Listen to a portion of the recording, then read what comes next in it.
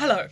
So, recently I saw this video that was like, which Pokemon region could possibly have a communist revolution? And unfortunately, the creator of the video hadn't played Pokemon ZA, but I have played Pokemon ZA, and I'm here to tell you that, yes, absolutely. I mean, in their categorization system, so they had,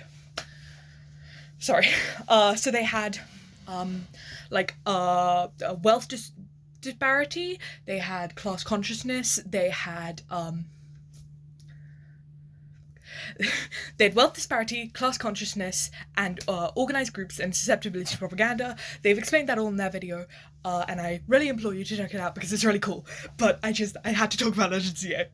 So, in Legend ZA, although you do get a lot of money from the ZA Royale, I would say from talking to people in Lumiose and doing the side quests and all that, you do see there is like a problem with the cost of living. There is a cost of living crisis in Lumiose City. I remember this one quest where this guy was trying to find a new apartment where he could live with his Heliolisk,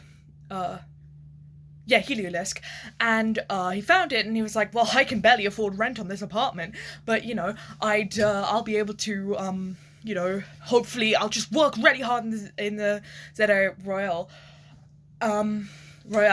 and that, I mean, there's two ways you can look at it. One is like, yeah, okay, people are definitely struggling with the cost of living, and I believe it's probably because there's a lot more, and maybe I'm just interpreting it wrong, but there is a lot more conversation about the cost of living nowadays, I feel. But maybe not. Secondly, it could be also that the ZA Royal is keeping people from having that class consciousness, because it's always like, well, there is this potential ability for class mobility. Whoa, I'm a rapper now. There's a potential ability for class mobility. So that's interesting. I do think looking at the Rust Syndicate is interesting for a potential communist revolution. Because, or Team Flare Nouveau.